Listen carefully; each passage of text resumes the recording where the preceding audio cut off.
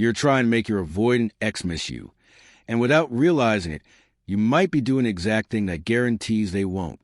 If you've ever loved someone with an avoidant attachment style, you know how disorienting it feels. One moment they're present, affectionate, even invested. The next moment they're distant, cold, or gone altogether. After the breakup, you're left replaying everything, wondering how someone could attach so quickly, as if the connection never mattered.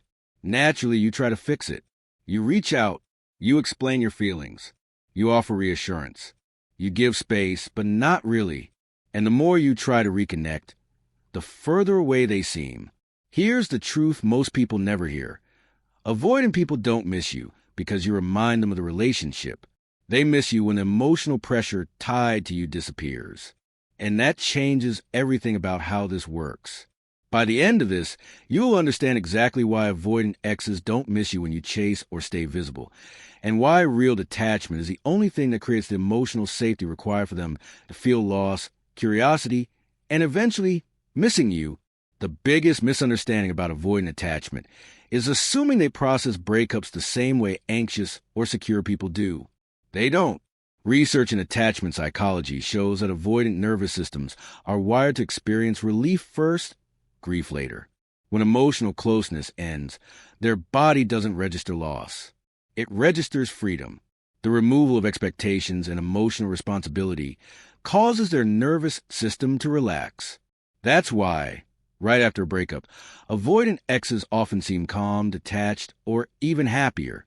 It's not because the relationship didn't matter. It's because their stress response is finally shut off. And here's where most people make the critical mistake.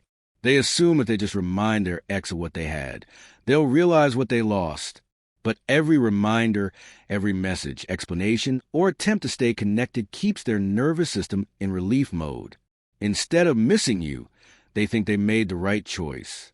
Not because you're unlovable, but because your presence still feels emotionally accessible. This is why the typical post-breakup strategies backfire so dramatically.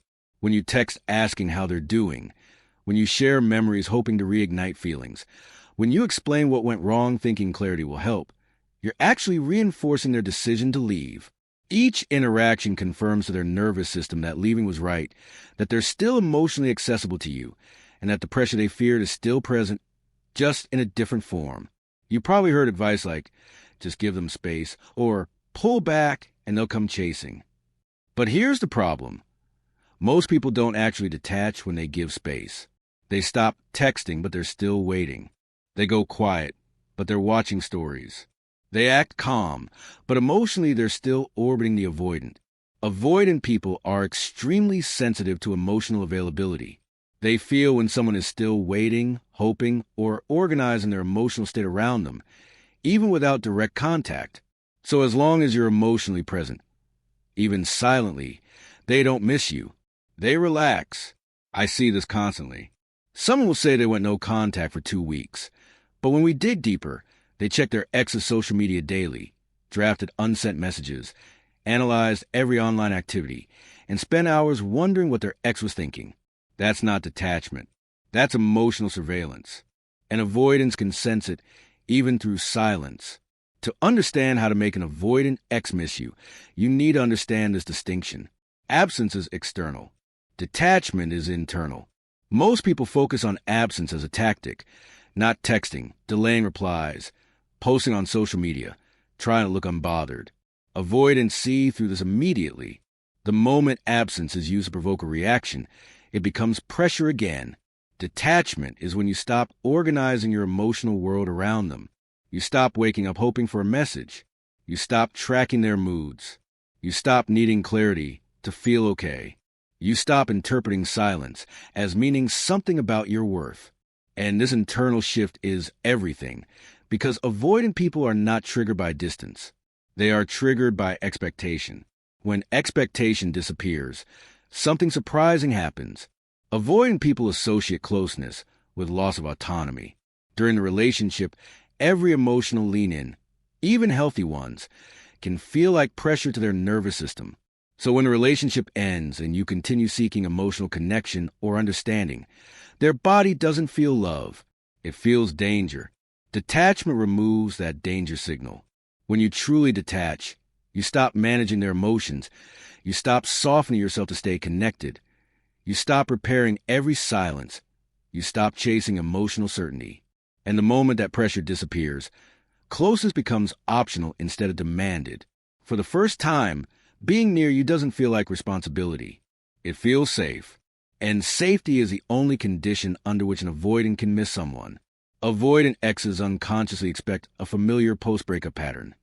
The ex reaches out, seeks closure, stays emotionally available, remains invested. That pattern confirms their belief that intimacy equals obligation. When you don't follow that script, when you disengage calmly and completely, it creates psychological disruption. They start wondering why you didn't chase, why you aren't reacting, how you let go so easily. That curiosity is critical. Avoidants don't miss you because you disappear. They miss you because the emotional pattern they relied on is gone. Curiosity is the first step toward missing someone. This disruption forces them to confront something unexpected. They prepared for your pursuit. They expected protest, explanation, emotional appeals. When none of that comes, when you simply exist separately and calmly, their internal narrative breaks down. The script they relied on to justify their decision no longer plays out. And that cognitive dissonance is what opens the door to genuine reflection. Avoidant people are experts at shutting down emotions when there is conflict, pressure, or intensity. If there's drama, they focus on escaping it instead of processing loss. But when you step away without anger, blame, or collapse, something changes. There's no argument to justify leaving, no tension to distract from reflection, no emotional chaos to blame, just absence. And calm absence forces reflection. They begin to feel what's missing, not because you demanded recognition, but because the emotional safety net is gone. In most anxious avoidant dynamics, the avoidant holds the power because they control closeness. The other person becomes emotionally reactive, waiting for availability. Detachment corrects that imbalance. You're no longer waiting. You're no longer adjusting your mood to their behavior. You're no longer negotiating for connection. And emotional independence is deeply attractive to avoidant people because it doesn't threaten their sense of self. Commitment stops feeling like a trap when connection no longer feels consuming. As detachment continues, many avoidant exes begin to test a connection. They may send a casual message, check in unexpectedly, or act more curious. This is not the moment to rush emotionally. It's the moment to stay grounded. Respond warmly, but without urgency. Present, but not consuming. Interested, but not invested. This shows them something crucial. Closeness with you doesn't cost freedom. Over time, these low-pressure interactions rebuild trust in a way no conversation ever could. Here's something important most videos won't tell you. Detachment doesn't guarantee your avoidant ex will come back. And that's a good thing. Because detachment isn't about control. It's about clarity. If an avoidant ex is capable of recognizing loss, regulating fear, and choosing connection, detachment gives them the space to do that. If they're not, detachment protects you from waiting in emotional limbo. Either way, you win. The paradox of all of this is simple. The moment you stop trying to make an avoidant ex miss you is the moment you become someone they can miss.